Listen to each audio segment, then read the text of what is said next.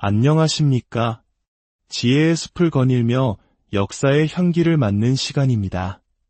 사람의 얼굴에 그의 운명이 정말로 담겨 있을까요? 우리는 살아가면서 관상이라는 말을 종종 듣곤 합니다. 얼굴 생김새를 통해 그 사람의 성품과 미래를 엿본다는 흥미로운 생각이지요. 이러한 관상은 동아시아 문화권, 특히 우리 한국인에게는 매우 친숙한 개념입니다. 영화나 드라마의 소재로도 자주 등장하며 중요한 결정을 앞두고 관상가를 찾는 사람들의 이야기도 심심치 않게 들려오곤 하죠. 오늘 우리가 함께 나눌 이야기는 바로 이 관상에 얽힌 한 남자의 이야기입니다. 한때는 백성을 아끼는 어진 관리였지만 자신의 얼굴에 나타난 운명의 그림자에 사로잡혀 파멸로 걸어 들어간 한 남자의 이야기, 그리고 그 굴레를 끊고 자신의 길을 개척해 나간 또 다른 한 소년의 이야기입니다. 오늘 이야기가 여러분의 마음에 깊은 울림을 준다면 구독과 좋아요로 그 마음을 표현해 주십시오. 여러분의 작은 관심이 저희에게는 더 좋은 이야기를 만드는 큰 힘과 축복이 됩니다. 그럼 이제 운명과 마음이 얼굴 위에서 벌이는 치열한 싸움, 그 이야기 속으로 함께 들어가 보겠습니다. 아주 먼 옛날 아름다운 산세로 이름난 강원도의 어느 고을에 박시성을 가진 사또가 있었습니다. 그는 성품이 어질고 지혜로워 백성들의 작은 목소리 하나하나 귀담아 들었고 따뜻한 마음으로 고을을 다스렸습니다. 그의 선한 다스림 덕분에 그 고을은 강원도에서도 가장 평화롭고 살기 좋은 곳으로 손꼽히게 되었지요. 하지만 사실 그가 이토록 고을을 잘 다스리는 데에는 남모를 비결이 하나 있었습니다. 바로 사람의 얼굴만 보면 그 속마음과 과거, 미래까지 꿰뚫어보는 관상의 능력이었지요. 어느 날 관아 마당이 떠들썩해졌습니다. 한 남자가 억울함을 호소하며 다른 남자의 멱살을 잡고 있었죠. 사또 나리, 이놈이 제 돈을 훔쳐갔습니다. 제가 잠시 뒷간에 다녀온 사이 보따리에 넣어둔 삼짓돈이 감쪽같이 사라졌지 뭡니까? 아닙니다, 나리. 저는 저 사람 보따리에 돈이 있는 줄은 꿈에도 몰랐습니다요. 박사또는 두 사람의 얼굴을 지그시 바라보더니 이내 판결을 내렸습니다. 어디 보자. 너는 코가 반듯하고 입술이 가지런하니 겉과 속이 같은 정직한 사람이로구나. 허나 너는 눈이 툭 튀어나오고 코가 매처럼 길게 아래로 뻗었으니 필시 남의 것을 탐하고 뒤통수를 칠 상이로다. 사또는 돈을 잃었다고 주장하는 남자를 가리켰습니다. 여봐라. 당장 저자의 집을 수색하여 돈이 있는지 살펴보거라.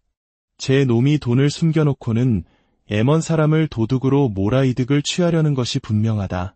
잠시 후 관졸들이 숨을 헐떡이며 달려와 보고했습니다. 사또 나리의 말씀이 그대로 맞았습니다. 저자의 집 아랫목에서 잃어버렸다던 돈뭉치가 고스란히 발견되었사옵니다. 이처럼 박사또의 관상 보는 능력은 한치의 오차도 없었습니다. 그의 눈을 속일 수 없었기에 고을에는 도둑이나 사기꾼 같은 간사한 자들이 발붙일 곳이 없었지요. 자연히 고을은 태평성대를 누렸고 박사또는 백성들의 칭송을 받으며 스스로의 능력에 큰 자부심을 느꼈습니다. 하아, 어릴 적엔 이 능력이 무슨 쓸모가 있을까 싶었는데 이렇게 백성을 위해 좋은 곳에 쓰이니 이 얼마나 기쁜 일인가 그러던 어느 화창한 아침이었습니다. 박사또가 관아에 나갈 채비를 하고 있을 때 옷매무새를 만져주던 부인이 깜짝 놀라 말했습니다. 어머나, 서방님. 이마에 커다란 종기가 나셨네요. 사또는 급히 거울을 가져와 제 얼굴을 비춰보았습니다. 부인의 말대로 이마 한가운데에 붉고 흉측한 종기가 솟아 있었습니다. 그런데 이게 웬일일까요? 그는 자신의 흉한 모습을 보고도 불쾌해하기는커녕 갑자기 박장대소를 터뜨리는 것이었습니다. 하아, 세상에 이런 일이. 이마에 종기 하나가 솟았을 뿐인데 내 관상이 완전히 바뀌었구나. 이야말로 도를 다스리는 관찰사가 될 상이 아닌가. 그의 말대로였습니다. 이마의 종기는 그의 관상을 바꿔놓았습니다. 일개 고을 사도를 넘어 한도 전체를 총괄하는 막중한 자리, 관찰사의 운을 불러온 것이었죠. 그리고 며칠 뒤 정말로 믿기지 않는 일이 일어났습니다. 한양에서 내려온 사자들이 임금의 교지를 전한 것입니다. 사또 박씨는 들으라. 주상 전하께서 그대의 능력을 높이사 함경도 관찰사로 제수하셨느니라. 즉시 길을 떠나 임무를 수행토록 하라. 관상은 틀리지 않았습니다. 박사또는 고을 사람들의 뜨거운 환송을 받으며 함경도로 향하는 가마에 올랐습니다.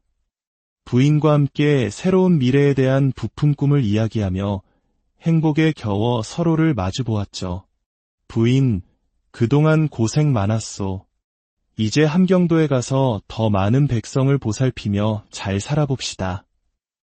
예, 서방님.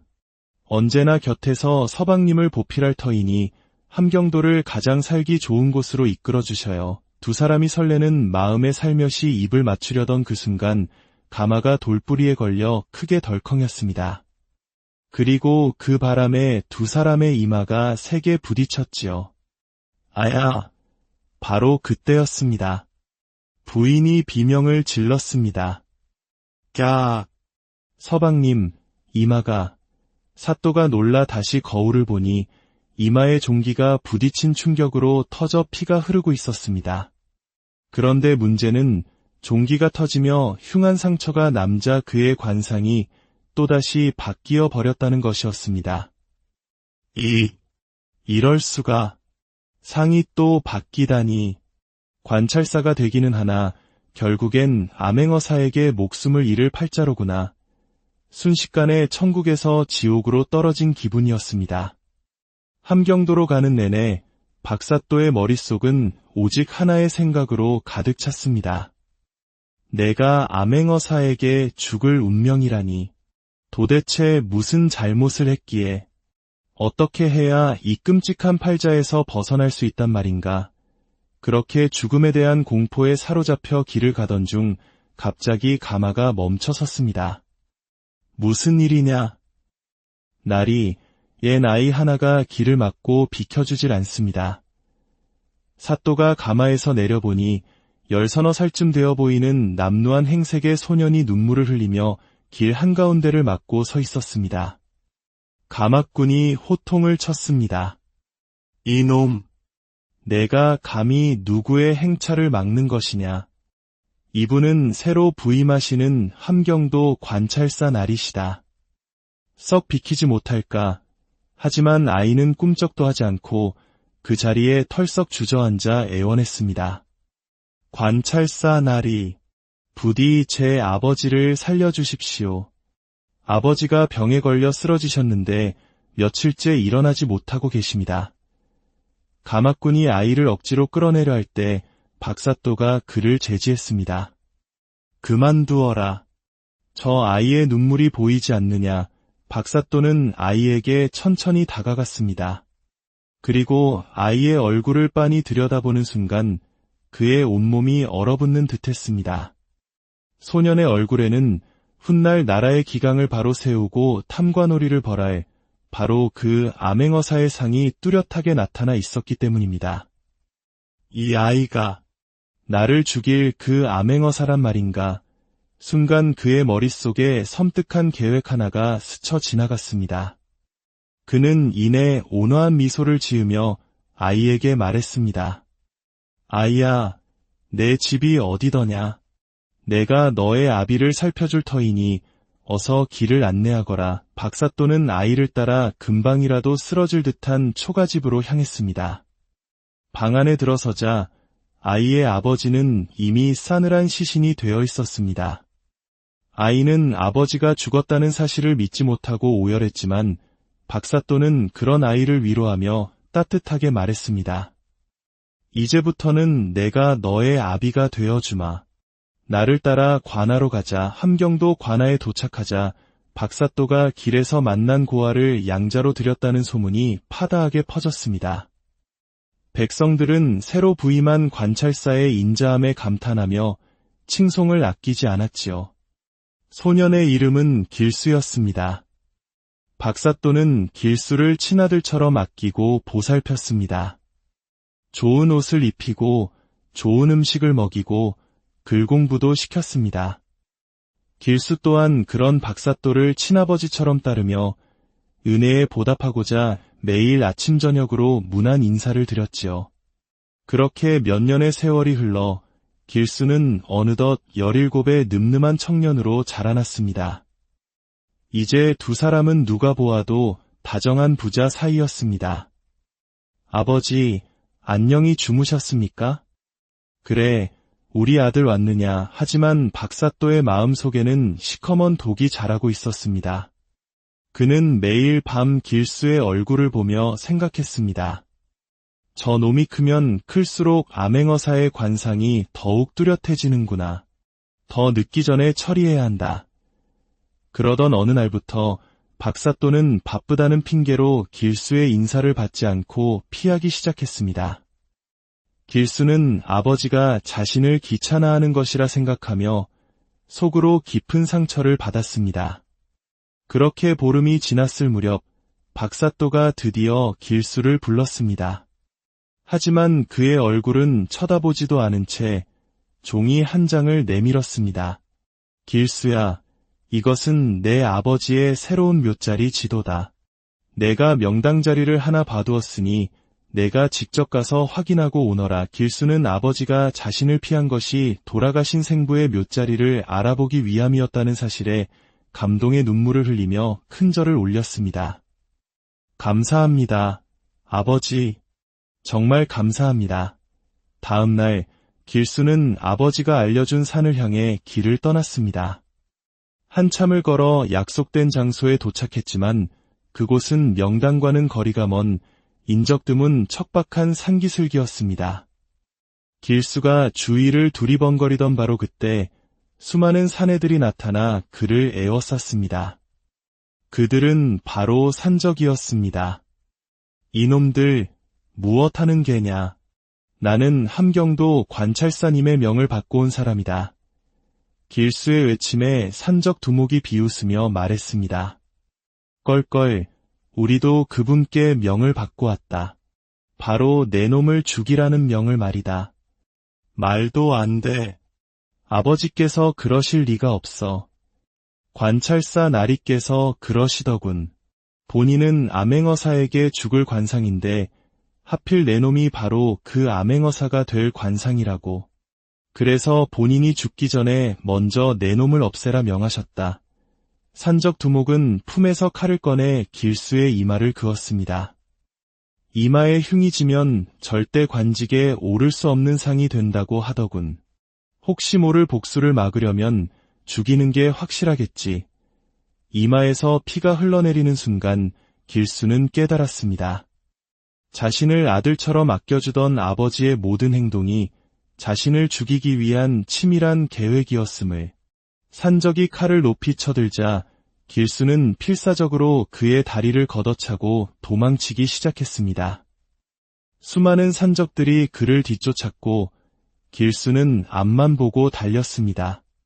그러다 눈앞에 나타난 언덕 너머로 몸을 날렸지만 그곳은 아찔한 낭떠러지였습니다. 으아! 길수의 몸은 허공을 가르며 절벽 아래로 떨어졌고 그 모습을 본 산적들은 혀를 차며 돌아섰습니다. 시간이 얼마나 흘렀을까요? 길수는 따스한 온기를 느끼며 정신을 차렸습니다. 눈을 떠보니 낯선 초가집이었고 한 아름다운 여인이 그의 곁을 지키고 있었습니다. 그들은 산속에서 단둘이 살아가는 과부 모녀였습니다. 낭떠러지 아래에 쓰러져 있던 길수를 발견하고 집으로 데려와 지극정성으로 간호해 준 것이었죠. 모녀의 보살핌 덕분에 길수는 목숨을 건졌지만 이마에는 깊은 흉터가 남았고 마음에는 그보다 더 깊은 상처가 새겨졌습니다. 아버지라 믿었던 사람에게 받은 배신감은 17 청년이 감당하기에는 너무도 큰 고통이었습니다. 그런 길수를 일으켜 세운 것은 과부의 딸, 동갑내기 처녀 선아였습니다.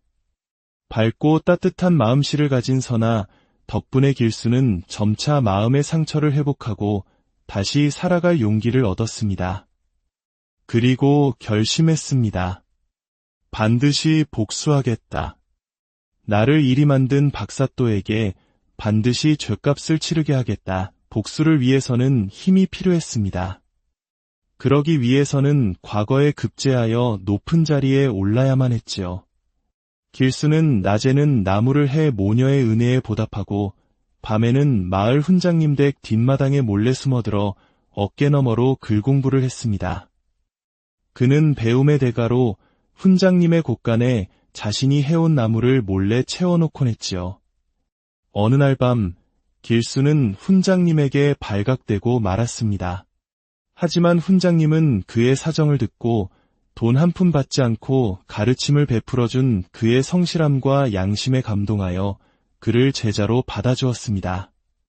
그렇게 세월이 흘러 길수의 학문은 일취월장했습니다. 마침내 훈장님은 이제 과거를 보러 가도 좋다고 허락했지요. 하지만 길수는 선뜻 길을 떠나지 못했습니다. 이마의 흉터 때문에 관직에 오르지 못할 것이라는 박사또가 남긴 저주 같은 말이 그의 발목을 잡고 있었기 때문입니다. 그날 밤 선아가 그를 찾아왔습니다. 기방에서 기생들의 화장을 도우며 지내던 그녀는 관상에 대해서도 어깨너머로 배운 지식이 있었습니다. 길수야, 이마의 흉터 때문에 걱정하는 거지? 세상에 나쁜 관상은 없대. 문제가 있다면 고치면 되는 거야. 까지 흉터 따위 내가 화장으로 감쪽같이 가려줄게. 선아는 정성껏 길수의 이마 흉터를 가려주었습니다. 거울 속 자신의 말끔한 모습을 본 순간 길수는 자신을 올가매던 운명의 사슬에서 벗어날 수 있는 큰 용기를 얻었습니다. 한편 함경도 관찰사 박사또는 길수를 해친 이후 완전히 다른 사람이 되어 있었습니다. 어질고 인자했던 모습은 온데간데없고 오직 관상에 집착하며 자신의 이익만을 챙기는 탐욕스러운 관리만이 남아있었죠. 그는 관상만으로 사람을 판단하고 자신의 곁에는 일부러 관상이 좋지 않은 아첨꾼들만 두었습니다. 그 결과 함경도는 점점 살기 힘든 곳으로 변해갔습니다. 하지만 그의 불안은 사라지지 않았습니다. 길수를 처리했음에도 불구하고 자신의 관상은 여전히 암행어사에게 죽을 상에서 변하지 않았기 때문입니다. 그러던 어느 날 충격적인 소식이 들려왔습니다. 죽은 줄 알았던 길수가 살아있다는 것이었습니다. 박사또는 그제야 자신의 관상이 바뀌지 않은 이유를 깨닫고 공포에 떨었습니다. 여봐라. 당장 길수 그놈을 찾아내어라. 그놈이 관직에 오르기 전에 반드시 찾아야 한다.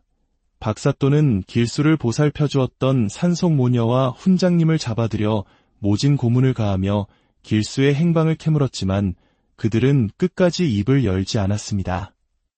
바로 그때 한양에서 급보가 날아들었습니다. 이마에 깊은 흉터가 있는 젊은 사내가 도박판 근처에서 변사체로 발견되었다는 소식이었습니다. 하아, 결국 그리 되었구나.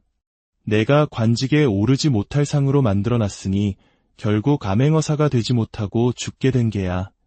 박사또는 쾌재를 부르며 후환을 없애기 위해 모녀와 훈장님을 처형하라 명했습니다. 다음 날 죄 없는 세 사람의 처형이 시작되려던 순간이었습니다.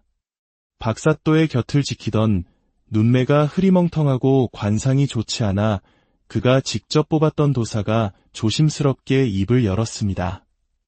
나리, 저들은 아무 죄가 없는데 정말 이들을 처형해도 되는 것입니까? 어찌 관상만으로 사람을 벌하시는지요? 네 이놈, 내가 감히 내 말에 토를 달아. 그런데 잠깐 너 다시 보니 얼굴이 좀 변한 것 같구나. 박사또는 도사의 얼굴을 유심히 들여다보았습니다. 분명 처음에는 흐리멍텅하고 보잘것없는 관상이었는데 어느새 눈빛은 총명하게 빛나고 이마는 넓고 코가 우뚝 솟아 있었습니다. 그 모습은 그토록 자신이 두려워하던 바로 이 관상은 암행어사가 될 관상이잖아. 그 순간 도사가 자리에서 벌떡 일어났습니다. 그는 품에서 임금의 명을 상징하는 마패를 꺼내 높이 치켜들며 우렁차게 외쳤습니다. 암행어사 출두야. 그는 바로 과거에 급제하여 암행어사가 되어 돌아온 길수였습니다. 박사또는 그 자리에 얼어붙고 말았습니다. 그가 평생을 믿고 의지했던 관상. 그 관상 때문에 한 사람의 인생을 망가뜨리고 스스로를 파멸로 이끌었던 바로 그 관상. 하지만 그는 정작 가장 중요한 것을 보지 못했습니다. 화장으로 가릴 수는 있었지만 결코 변하지 않았던 길수의 올곧은 마음과 백성을 위하는 눈빛을 말입니다. 결국 박사또는 자신이 그토록 피하려 했던 운명대로 암행어사가 된 길수의 손에 파직당하고 죗값을 치르게 되었습니다. 오늘 이야기는 우리에게 질문을 던집니다. 과연 사람의 운명은 정해져 있는 것일까요? 아니면 스스로 만들어가는 것일까요? 박사또는 얼굴에 드러난 운명, 즉 관상에 얽매여 스스로를 파멸시켰습니다. 반면 길수는 끔찍한 운명의 예고에도 좌절하지 않고 선한 사람들의 도움과 자신의 굳은 의지로 운명을 바꾸어 냈습니다. 어쩌면 옛사람들은 관상보다 심상, 즉 마음의 생김새가 더 중요하다고 말하고 싶었는지도 모릅니다. 얼굴은 바꿀 수 없지만 마음은 수양을 통해 바꿀 수 있으며 그 선한 마음이야말로 진정한 운명을 개척하는 힘이 된다는 것을 말입니다. 여러분은 여러분의 얼굴에서 어떤 운명을 읽고 계십니까? 그리고 어떤 마음으로 그 운명을 빚어가고 계십니까? 지혜의 숲에서 함께한 오늘 이야기는 여기까지입니다. 안녕하십니까? 지혜의 숲을 거닐며 역사의 향기를 맡는 시간입니다. 사람의 얼굴에 그의 운명이 정말로 담겨 있을까요? 우리는 살아가면서 관상이라는 말을 종종 듣곤 합니다. 얼굴 생김새를 통해 그 사람의 성품과 미래를 엿본다는 흥미로운 생각이지요.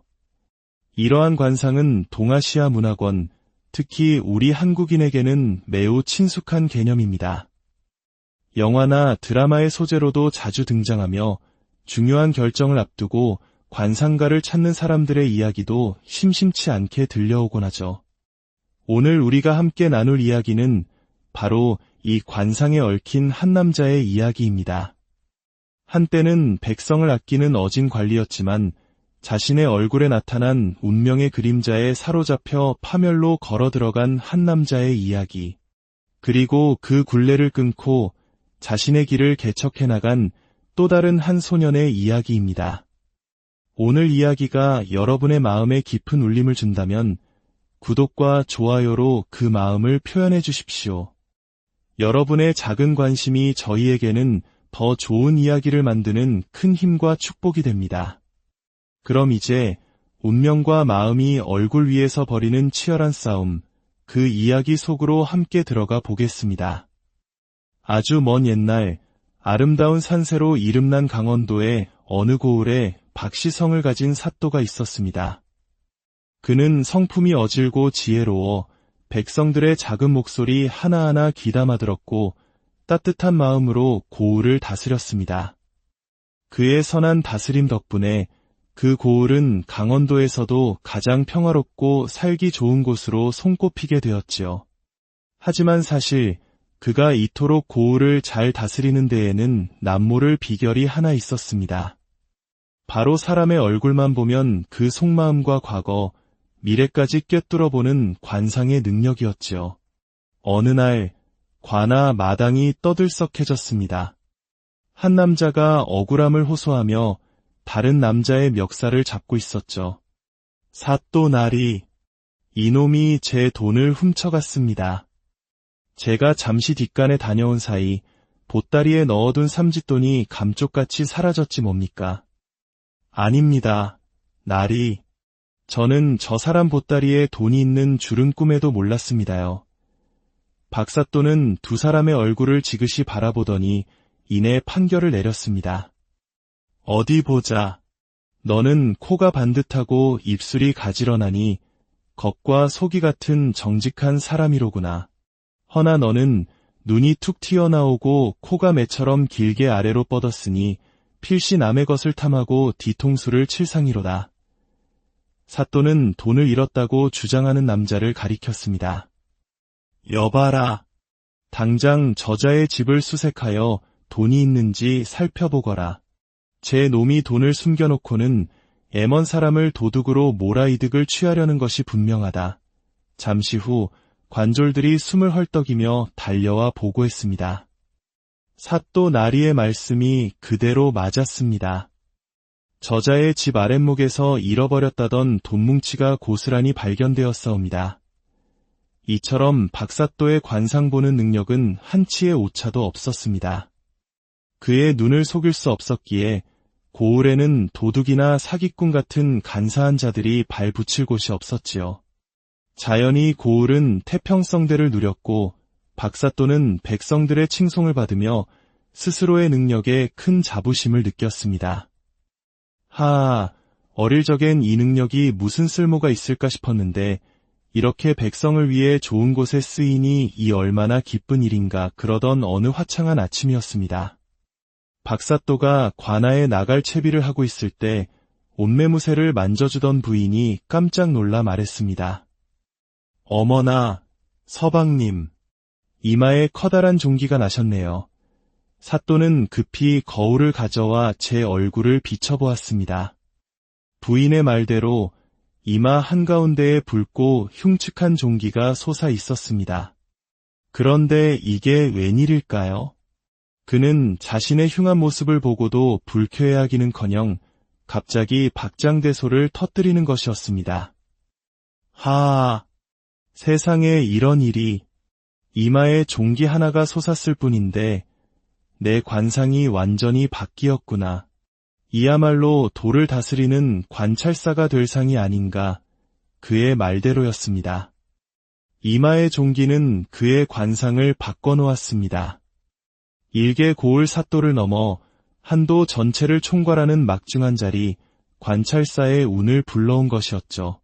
그리고 며칠 뒤 정말로 믿기지 않는 일이 일어났습니다. 한양에서 내려온 사자들이 임금의 교지를 전한 것입니다. 사또 박씨는 들으라. 주상 전하께서 그대의 능력을 높이사 함경도 관찰사로 제수하셨느니라. 즉시 길을 떠나 임무를 수행토록 하라. 관상은 틀리지 않았습니다. 박사또는 고을 사람들의 뜨거운 환송을 받으며 함경도로 향하는 가마에 올랐습니다. 부인과 함께 새로운 미래에 대한 부푼 꿈을 이야기하며 행복에 겨워 서로를 마주보았죠. 부인, 그동안 고생 많았소. 이제 함경도에 가서 더 많은 백성을 보살피며 잘 살아봅시다. 예, 서방님.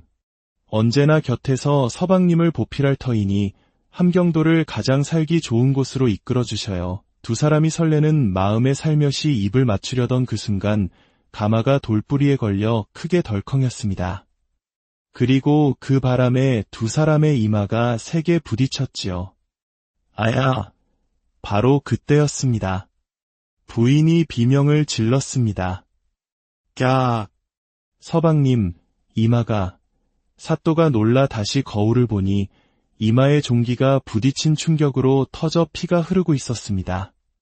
그런데 문제는 종기가 터지며 흉한 상처가 남자 그의 관상이 또다시 바뀌어 버렸다는 것이었습니다. 이럴 수가. 상이 또 바뀌다니.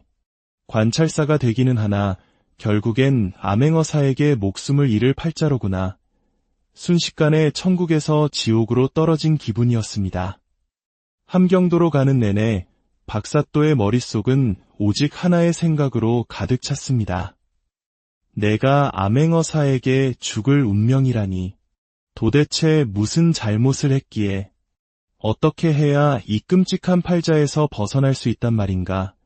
그렇게 죽음에 대한 공포에 사로잡혀 길을 가던 중 갑자기 가마가 멈춰 섰습니다.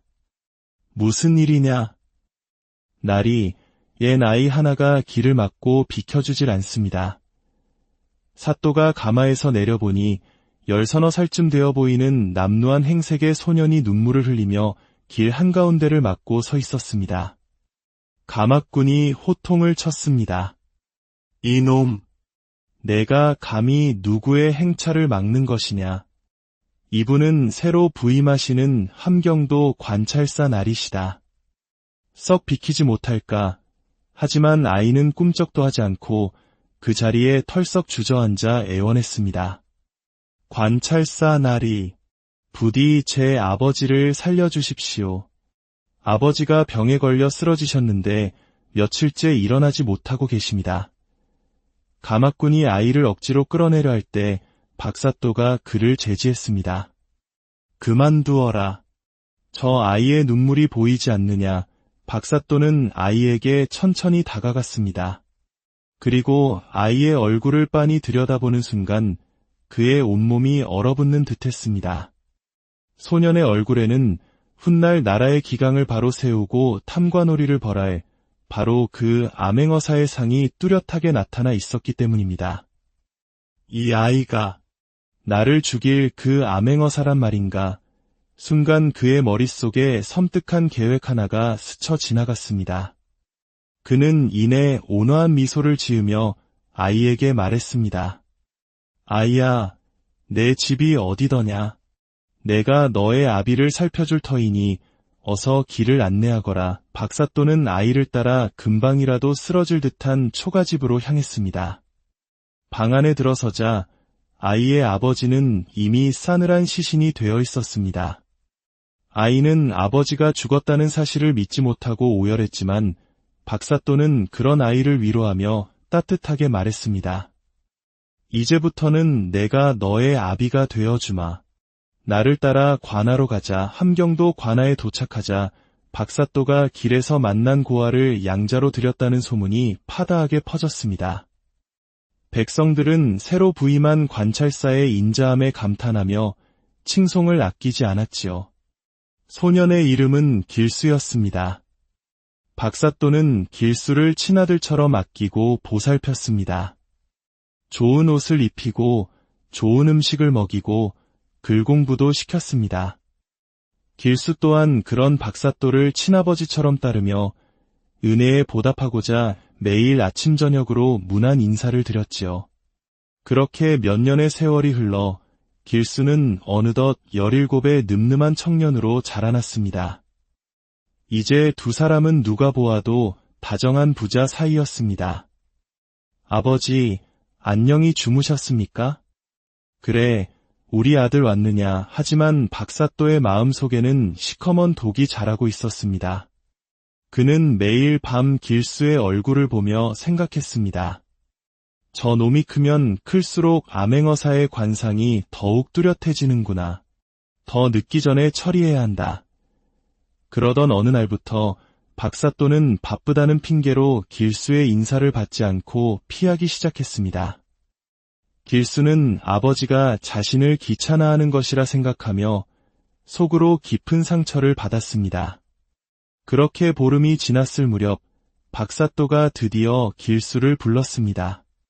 하지만 그의 얼굴은 쳐다보지도 않은 채 종이 한 장을 내밀었습니다. 길수야, 이것은 내 아버지의 새로운 묘자리 지도다. 내가 명당 자리를 하나 봐두었으니 내가 직접 가서 확인하고 오너라. 길수는 아버지가 자신을 피한 것이 돌아가신 생부의 묘자리를 알아보기 위함이었다는 사실에 감동의 눈물을 흘리며 큰 절을 올렸습니다. 감사합니다, 아버지. 정말 감사합니다. 다음 날 길수는 아버지가 알려준 산을 향해 길을 떠났습니다. 한참을 걸어 약속된 장소에 도착했지만 그곳은 명당과는 거리가 먼 인적 드문 척박한 산기슭이었습니다. 길수가 주위를 두리번거리던 바로 그때 수많은 사내들이 나타나 그를 에워쌌습니다.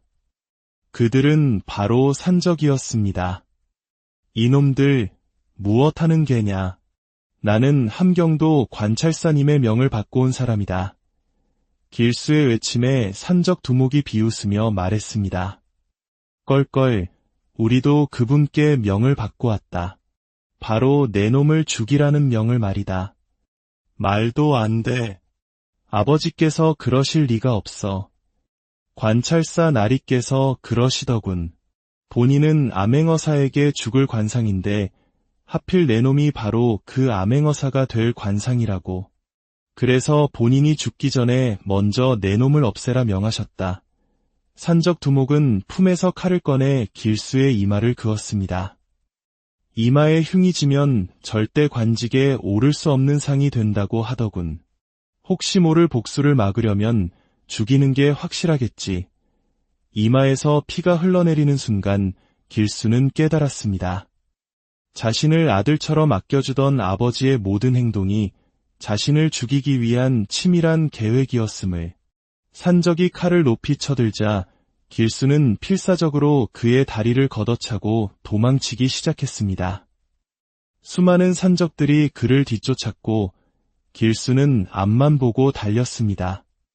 그러다 눈앞에 나타난 언덕 너머로 몸을 날렸지만 그곳은 아찔한 낭떠러지였습니다. 으악! 길수의 몸은 허공을 가르며 절벽 아래로 떨어졌고 그 모습을 본 산적들은 혀를 차며 돌아섰습니다. 시간이 얼마나 흘렀을까요? 길수는 따스한 온기를 느끼며 정신을 차렸습니다. 눈을 떠보니 낯선 초가집이었고 한 아름다운 여인이 그의 곁을 지키고 있었습니다. 그들은 산속에서 단둘이 살아가는 과부 모녀였습니다. 낭떠러지 아래에 쓰러져 있던 길수를 발견하고 집으로 데려와 지극정성으로 간호해 준 것이었죠. 모녀의 보살핌 덕분에 길수는 목숨을 건졌지만 이마에는 깊은 흉터가 남았고 마음에는 그보다 더 깊은 상처가 새겨졌습니다. 아버지라 믿었던 사람에게 받은 배신감은 17 청년이 감당하기에는 너무도 큰 고통이었습니다. 그런 길수를 일으켜 세운 것은 과부의 딸, 동갑내기 처녀 선아였습니다. 밝고 따뜻한 마음씨를 가진 선아, 덕분에 길수는 점차 마음의 상처를 회복하고 다시 살아갈 용기를 얻었습니다. 그리고 결심했습니다. 반드시 복수하겠다. 나를 이리 만든 박사또에게 반드시 죗값을 치르게 하겠다. 복수를 위해서는 힘이 필요했습니다. 그러기 위해서는 과거에 급제하여 높은 자리에 올라야만 했지요. 길수는 낮에는 나무를 해 모녀의 은혜에 보답하고 밤에는 마을 훈장님 댁 뒷마당에 몰래 숨어들어 어깨너머로 글공부를 했습니다. 그는 배움의 대가로 훈장님의 곳간에 자신이 해온 나무를 몰래 채워놓곤 했지요. 어느 날 밤 길수는 훈장님에게 발각되고 말았습니다. 하지만 훈장님은 그의 사정을 듣고 돈 한 푼 받지 않고 가르침을 베풀어준 그의 성실함과 양심에 감동하여 그를 제자로 받아주었습니다. 그렇게 세월이 흘러 길수의 학문은 일취월장했습니다. 마침내 훈장님은 이제 과거를 보러 가도 좋다고 허락했지요. 하지만 길수는 선뜻 길을 떠나지 못했습니다. 이마의 흉터 때문에 관직에 오르지 못할 것이라는 박사또가 남긴 저주 같은 말이 그의 발목을 잡고 있었기 때문입니다. 그날 밤 선아가 그를 찾아왔습니다. 기방에서 기생들의 화장을 도우며 지내던 그녀는 관상에 대해서도 어깨너머로 배운 지식이 있었습니다. 길수야, 이마의 흉터 때문에 걱정하는 거지? 세상에 나쁜 관상은 없대. 문제가 있다면 고치면 되는 거야. 까지 흉터 따위 내가 화장으로 감쪽같이 가려줄게. 선아는 정성껏 길수의 이마 흉터를 가려주었습니다. 거울 속 자신의 말끔한 모습을 본 순간 길수는 자신을 올가매던 운명의 사슬에서 벗어날 수 있는 큰 용기를 얻었습니다. 한편 함경도 관찰사 박사또는 길수를 해친 이후 완전히 다른 사람이 되어 있었습니다. 어질고 인자했던 모습은 온데간데였고 오직 관상에 집착하며 자신의 이익만을 챙기는 탐욕스러운 관리만이 남아있었죠. 그는 관상만으로 사람을 판단하고 자신의 곁에는 일부러 관상이 좋지 않은 아첨꾼들만 두었습니다. 그 결과 함경도는 점점 살기 힘든 곳으로 변해갔습니다. 하지만 그의 불안은 사라지지 않았습니다. 길수를 처리했음에도 불구하고 자신의 관상은 여전히 암행어사에게 죽을 상에서 변하지 않았기 때문입니다. 그러던 어느 날 충격적인 소식이 들려왔습니다. 죽은 줄 알았던 길수가 살아있다는 것이었습니다. 박사또는 그제야 자신의 관상이 바뀌지 않은 이유를 깨닫고 공포에 떨었습니다. 여봐라. 당장 길수 그놈을 찾아내어라. 그놈이 관직에 오르기 전에 반드시 찾아야 한다. 박사또는 길수를 보살펴 주었던 산속모녀와 훈장님을 잡아들여 모진 고문을 가하며 길수의 행방을 캐물었지만 그들은 끝까지 입을 열지 않았습니다. 바로 그때 한양에서 급보가 날아들었습니다. 이마에 깊은 흉터가 있는 젊은 사내가 도박판 근처에서 변사체로 발견되었다는 소식이었습니다. 하아, 결국 그리 되었구나. 내가 관직에 오르지 못할 상으로 만들어놨으니 결국 암행어사가 되지 못하고 죽게 된 게야. 박사또는 쾌재를 부르며 후환을 없애기 위해 모녀와 훈장님을 처형하라 명했습니다. 다음 날 죄 없는 세 사람의 처형이 시작되려던 순간이었습니다. 박사또의 곁을 지키던 눈매가 흐리멍텅하고 관상이 좋지 않아 그가 직접 뽑았던 도사가 조심스럽게 입을 열었습니다. 나리, 저들은 아무 죄가 없는데 정말 이들을 처형해도 되는 것입니까? 어찌 관상만으로 사람을 벌하시는지요? 네 이놈, 내가 감히 내 말에 토를 달아.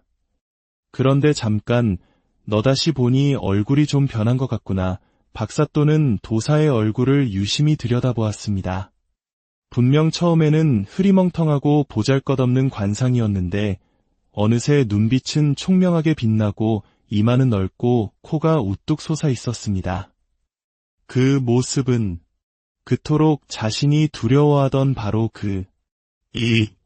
이 관상은 암행어사가 될 관상이잖아.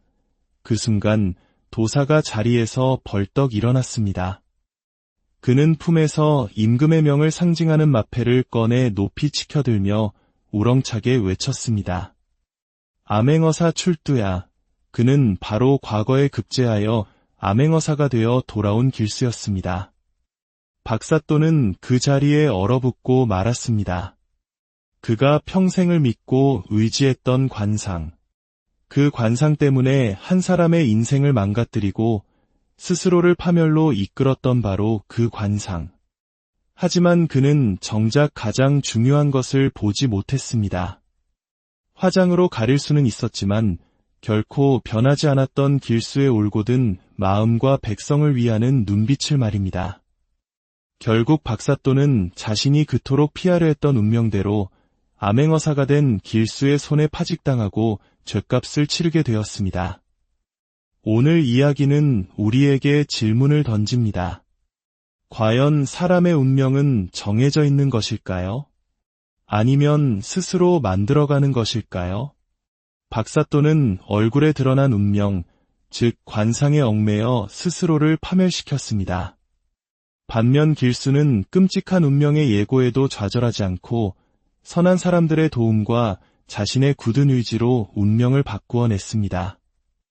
어쩌면 옛사람들은 관상보다 심상, 즉 마음의 생김새가 더 중요하다고 말하고 싶었는지도 모릅니다. 얼굴은 바꿀 수 없지만 마음은 수양을 통해 바꿀 수 있으며 그 선한 마음이야말로 진정한 운명을 개척하는 힘이 된다는 것을 말입니다. 여러분은 여러분의 얼굴에서 어떤 운명을 읽고 계십니까?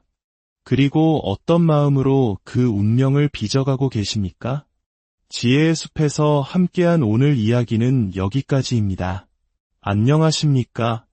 지혜의 숲을 거닐며 역사의 향기를 맡는 시간입니다. 사람의 얼굴에 그의 운명이 정말로 담겨 있을까요? 우리는 살아가면서 관상이라는 말을 종종 듣곤 합니다. 얼굴 생김새를 통해 그 사람의 성품과 미래를 엿본다는 흥미로운 생각이지요. 이러한 관상은 동아시아 문화권, 특히 우리 한국인에게는 매우 친숙한 개념입니다. 영화나 드라마의 소재로도 자주 등장하며 중요한 결정을 앞두고 관상가를 찾는 사람들의 이야기도 심심치 않게 들려오곤 하죠. 오늘 우리가 함께 나눌 이야기는 바로 이 관상에 얽힌 한 남자의 이야기입니다. 한때는 백성을 아끼는 어진 관리였지만 자신의 얼굴에 나타난 운명의 그림자에 사로잡혀 파멸로 걸어 들어간 한 남자의 이야기. 그리고 그 굴레를 끊고 자신의 길을 개척해 나간 또 다른 한 소년의 이야기입니다. 오늘 이야기가 여러분의 마음에 깊은 울림을 준다면 구독과 좋아요로 그 마음을 표현해 주십시오. 여러분의 작은 관심이 저희에게는 더 좋은 이야기를 만드는 큰 힘과 축복이 됩니다. 그럼 이제 운명과 마음이 얼굴 위에서 벌이는 치열한 싸움, 그 이야기 속으로 함께 들어가 보겠습니다. 아주 먼 옛날 아름다운 산세로 이름난 강원도의 어느 고을에 박시성을 가진 사또가 있었습니다. 그는 성품이 어질고 지혜로워 백성들의 작은 목소리 하나하나 귀담아 들었고 따뜻한 마음으로 고을을 다스렸습니다. 그의 선한 다스림 덕분에 그 고을은 강원도에서도 가장 평화롭고 살기 좋은 곳으로 손꼽히게 되었지요. 하지만 사실 그가 이토록 고을을 잘 다스리는 데에는 남모를 비결이 하나 있었습니다. 바로 사람의 얼굴만 보면 그 속마음과 과거, 미래까지 꿰뚫어보는 관상의 능력이었지요. 어느 날 관아 마당이 떠들썩해졌습니다. 한 남자가 억울함을 호소하며 다른 남자의 멱살을 잡고 있었죠. 사또 나리, 이놈이 제 돈을 훔쳐갔습니다. 제가 잠시 뒷간에 다녀온 사이 보따리에 넣어둔 삼짓돈이 감쪽같이 사라졌지 뭡니까? 아닙니다, 나리. 저는 저 사람 보따리에 돈이 있는 줄은 꿈에도 몰랐습니다요. 박사또는 두 사람의 얼굴을 지그시 바라보더니 이내 판결을 내렸습니다. 어디 보자. 너는 코가 반듯하고 입술이 가지런하니 겉과 속이 같은 정직한 사람이로구나. 허나 너는 눈이 툭 튀어나오고 코가 매처럼 길게 아래로 뻗었으니 필시 남의 것을 탐하고 뒤통수를 칠 상이로다. 사또는 돈을 잃었다고 주장하는 남자를 가리켰습니다. 여봐라. 당장 저자의 집을 수색하여 돈이 있는지 살펴보거라. 제 놈이 돈을 숨겨놓고는 애먼 사람을 도둑으로 몰아이득을 취하려는 것이 분명하다. 잠시 후 관졸들이 숨을 헐떡이며 달려와 보고했습니다. 사또 나리의 말씀이 그대로 맞았습니다. 저자의 집 아랫목에서 잃어버렸다던 돈뭉치가 고스란히 발견되었사옵니다. 이처럼 박사또의 관상 보는 능력은 한치의 오차도 없었습니다. 그의 눈을 속일 수 없었기에 고을에는 도둑이나 사기꾼 같은 간사한 자들이 발붙일 곳이 없었지요. 자연히 고을은 태평성대를 누렸고 박사또는 백성들의 칭송을 받으며 스스로의 능력에 큰 자부심을 느꼈습니다. 하하, 어릴 적엔 이 능력이 무슨 쓸모가 있을까 싶었는데 이렇게 백성을 위해 좋은 곳에 쓰이니 이 얼마나 기쁜 일인가 그러던 어느 화창한 아침이었습니다. 박사또가 관아에 나갈 채비를 하고 있을 때 옷매무새를 만져주던 부인이 깜짝 놀라 말했습니다. 어머나, 서방님. 이마에 커다란 종기가 나셨네요. 사또는 급히 거울을 가져와 제 얼굴을 비춰보았습니다. 부인의 말대로 이마 한가운데에 붉고 흉측한 종기가 솟아 있었습니다. 그런데 이게 웬일일까요? 그는 자신의 흉한 모습을 보고도 불쾌해하기는커녕 갑자기 박장대소를 터뜨리는 것이었습니다. 하아, 세상에 이런 일이. 이마에 종기 하나가 솟았을 뿐인데 내 관상이 완전히 바뀌었구나. 이야말로 도를 다스리는 관찰사가 될 상이 아닌가. 그의 말대로였습니다. 이마의 종기는 그의 관상을 바꿔놓았습니다. 일개 고을 사도를 넘어 한도 전체를 총괄하는 막중한 자리, 관찰사의 운을 불러온 것이었죠.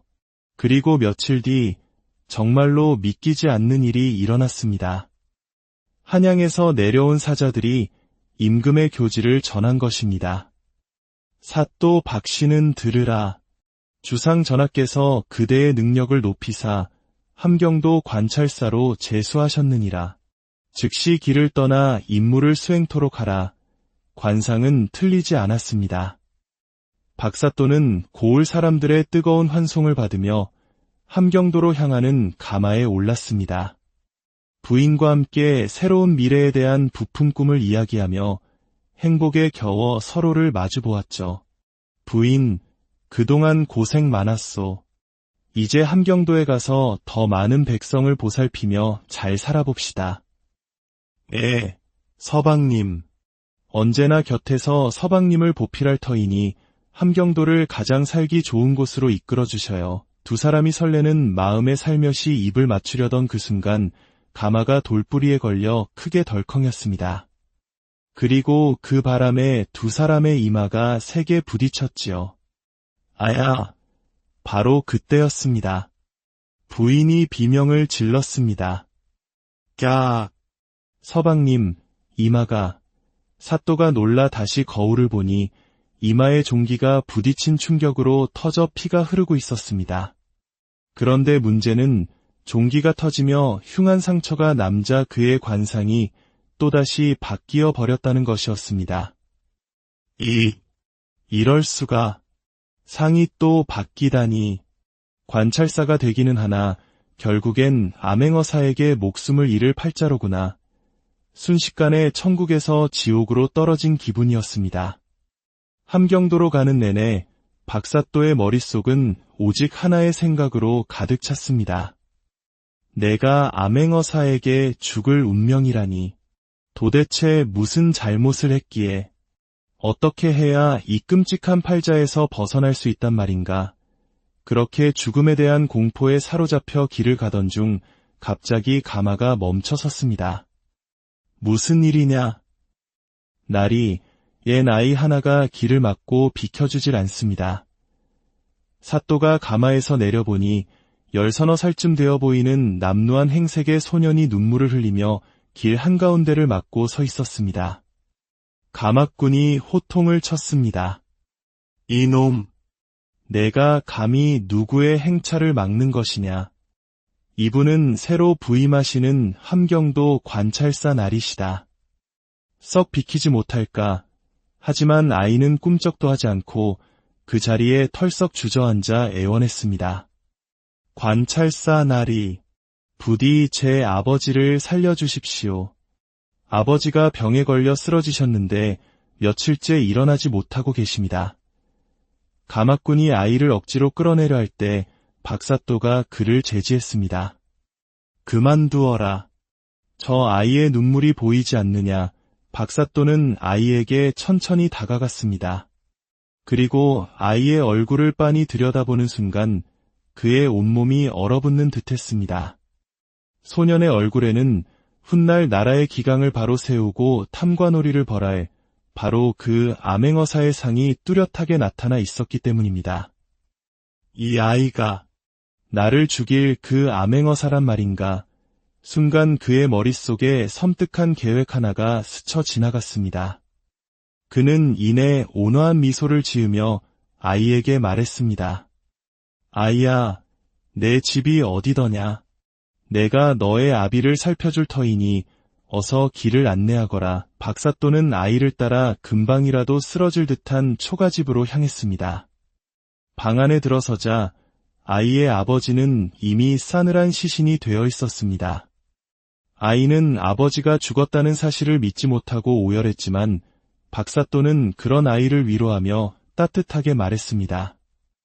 이제부터는 내가 너의 아비가 되어주마. 나를 따라 관아로 가자. 함경도 관아에 도착하자 박사또가 길에서 만난 고아를 양자로 들였다는 소문이 파다하게 퍼졌습니다.